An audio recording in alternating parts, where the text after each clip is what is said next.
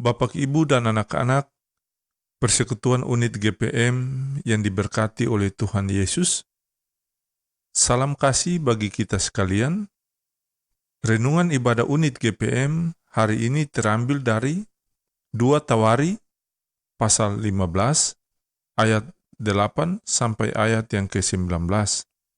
Persekutuan Unit GPM yang dikasihi oleh Tuhan, sebelum kita membaca firman Tuhan dan mendengarkan renungan ibadah unit di saat ini, mari kita berdoa.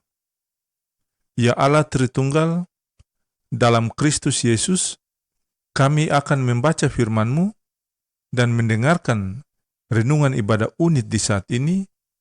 Dengan rendah hati, kami mohon, terangilah hati, rasio, dan pemikiran kami dengan Roh-Mu yang kudus, sehingga firman-Mu merubah karakter persekutuan unit kami untuk kemuliaan nama Tuhan Yesus.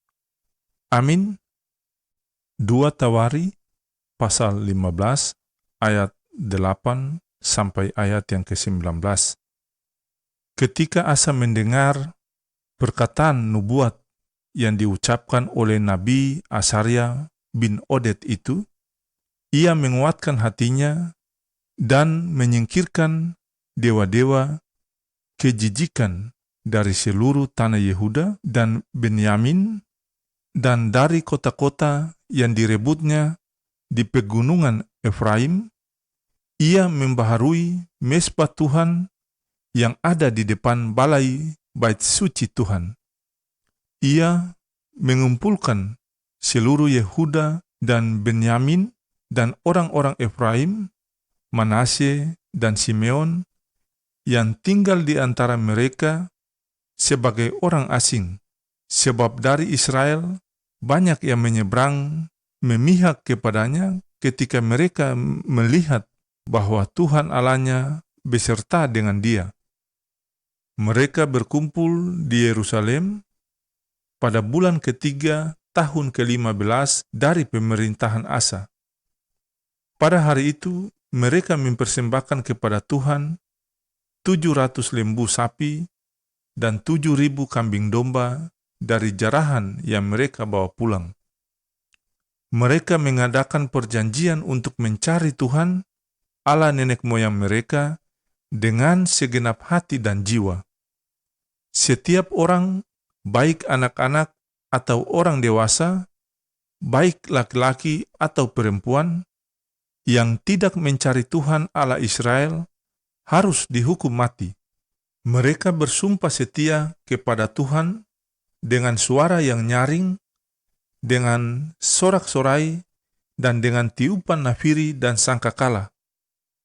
Seluruh Yehuda bersukaria atas sumpah itu, karena dengan segenap hati mereka bersumpah setia dan dengan kehendak yang bulat mereka mencari Tuhan.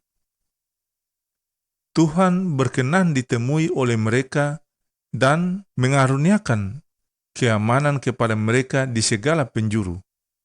Bahkan Raja Asa memecat Maaka, neneknya, dari pangkat ibu suri, karena neneknya itu membuat patung Asyera yang keji.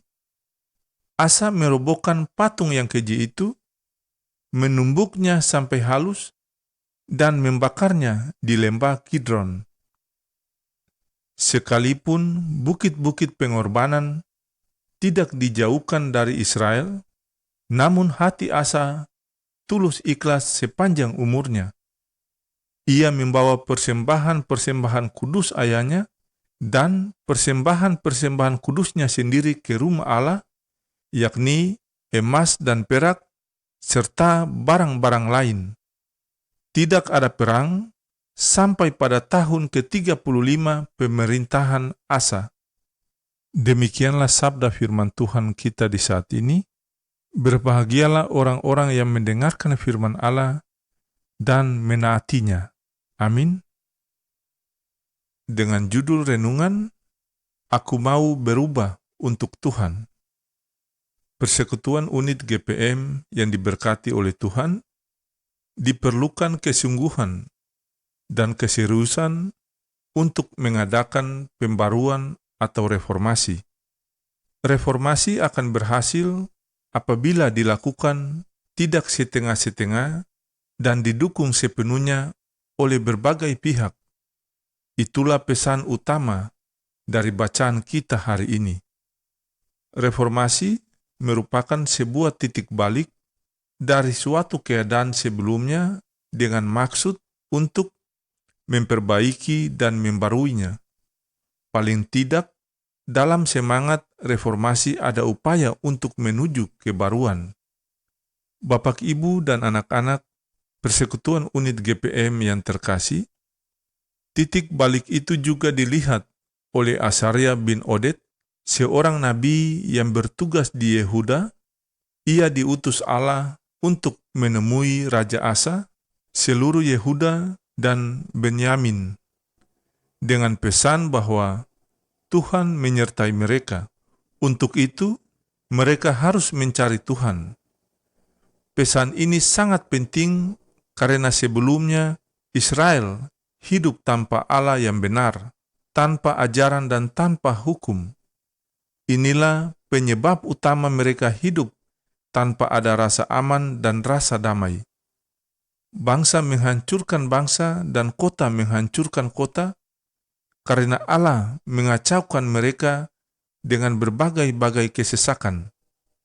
Persekutuan Unit yang berbahagia dalam Tuhan, umat Allah di Yehuda diingatkan, peringatan ini menjadi titik balik yang sangat penting karena terjadi gerakan reformasi yang dilakukan oleh Asa dengan menyingkirkan para dewa bangsa asing dari seluruh tanah Yehuda dan Benyamin.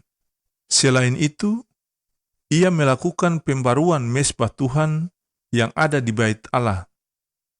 Ia mengumpulkan seluruh Yehuda, Benyamin, orang-orang Efraim, Manasye, dan Simeon.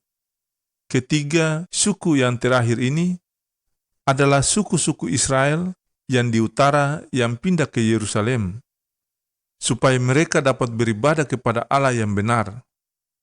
Asa pula mengadakan perjanjian untuk mencari wajah Tuhan dengan segenap hati dan jiwa, serta bersumpah setia kepada Tuhan. Persekutuan Unit yang terkasih, dalam melakukan sebuah reformasi, selalu ada tantangan atau hambatan yang menghadang. Namun, dengan komitmen yang tinggi dan kerjasama yang baik, setiap tantangan dan hambatan yang ada pasti dapat dilalui dan diatasi. Yang terutama dibutuhkan adalah tekad dan kesungguhan hati yang tulus dalam melakukan sesuatu yang dibutuhkan untuk membawa keadaan ke arah yang lebih baik. Seringkali hal tersebut membutuhkan pengorbanan dan ada harga yang harus dibayar. Asa menguatkan hatinya untuk bertindak. Bagaimana dengan Persekutuan Unit GPM? Setiap orang punya waktu dan kesempatan untuk melakukan apa saja. Sebagaimana orang berdosa, tidak selamanya akan terkungkung dalam dosa. Setiap orang mempunyai titik balik sebagai sebuah komitmen untuk diperbarui. Kita harus berubah dan mengikut Tuhan. Bapak, Ibu, dan anak-anak Persekutuan Unit GPM yang dikasihi dan diberkati oleh Tuhan, mengikuti Tuhan bukanlah keputusan kecil atau yang biasa. Mengikut Tuhan adalah sebuah reformasi menuju kebaikan, kedamaian, dan keamanan di masa yang akan datang. Allah di dalam Yesus Kristus telah melakukan hal itu. Ia memberi dirinya untuk kita sebagai korban dan mengaruniakan hidup yang kekal bagi kita. Amin.